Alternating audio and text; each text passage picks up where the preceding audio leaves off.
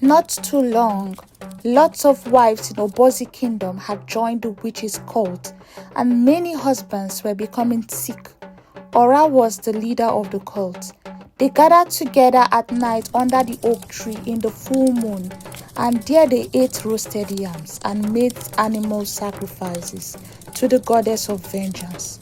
No one knew that those roasted yams they ate were not really roasted yams, but their husbands.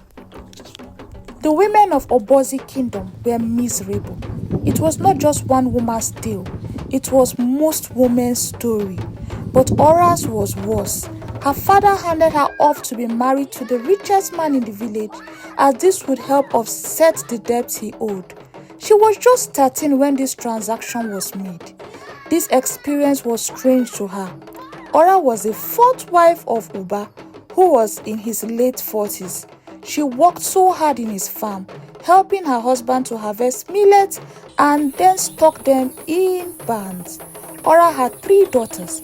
She was just 18 years old when she had her last child.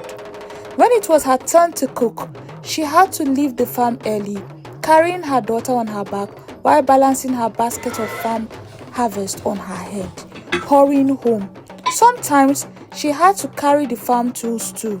This was a daily routine for Ora and her co-wives. Their husband never carried anything from the farm. They never served his food late. He would unleash terror. He would flog them and their children mercilessly with a long cane which he hung on the wall, raining abusive words on them.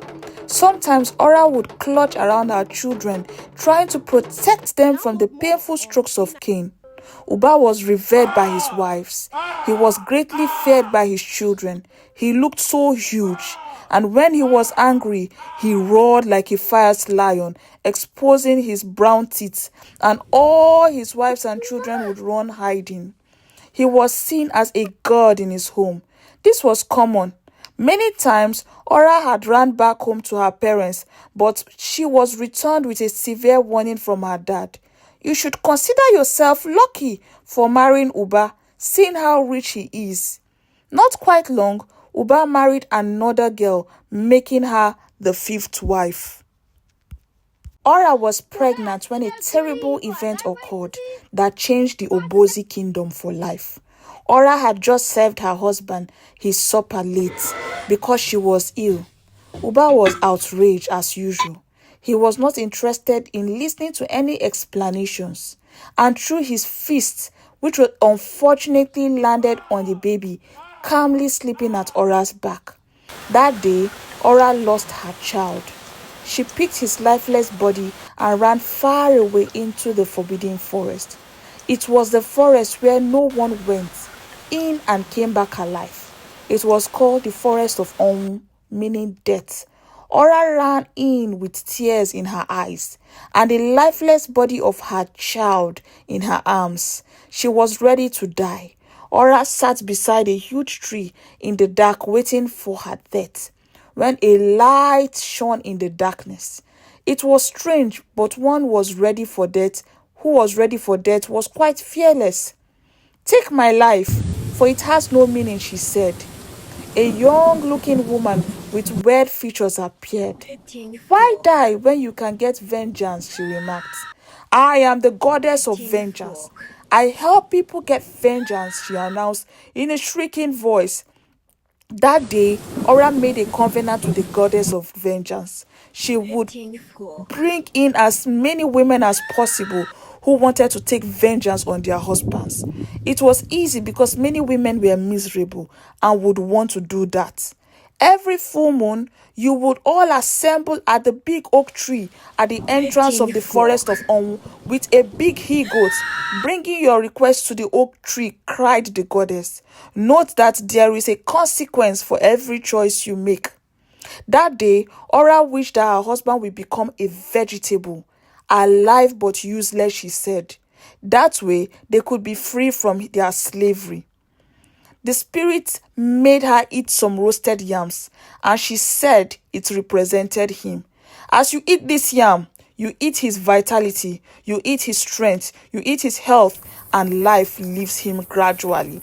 Ora chewed with relish her husband. When Ora returned, Uba became ill. It got worse as no medicine was effective.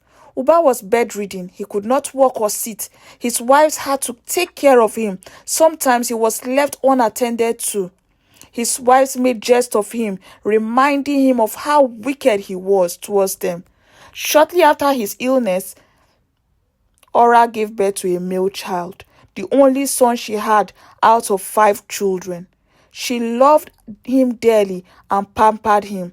It was the time where male children were held with high value, and Ora had only one. Not too long, lots of wives in Obosi kingdom had joined the witches' cult, and many husbands were becoming sick. Ora was the leader of the cult. They gathered together at night under the oak tree in the full moon. There they ate roasted yams and made animal sacrifices to the goddess of vengeance. They did terrible things to their husband. They would eat their legs and make them paralyzed. They would eat their stomach and make them bedridden or have running stomach. But the women became feared in the kingdom. Years rolled by, and Ora's only son, Idu, had grown into a vile man, such as his father. He rained insult at his sisters and talked harshly at them. Ora did nothing to stop him. He is a male child, she thought. Ora sought a beautiful young maiden from the neighboring village of Uke, where she was born. She wanted a humble and young wife for her only son. She loved him so much so that she pampered him. Only his sisters did all the chores while he would sit around doing nothing. It was her only son and last child after all. She was excited, and a beautiful marriage ceremony was held, such that everyone in Obosi kingdom talked about. Ora had grown to be so powerful and feared. Few months after her son's marriage was the gathering of the witches under the oak tree. There would be women seeking for vengeance and eating roasted yams as usual. Ora was the leader. He beats me all day with my pregnancy. He does nothing at home. He abused me and threatens me badly. I want to eat his heart. It was the voice of her heavily pregnant daughter-in-law talking to the oak tree. It had dawned on her. Her son's life was about to be cut short. Her only son. A vengeance indeed.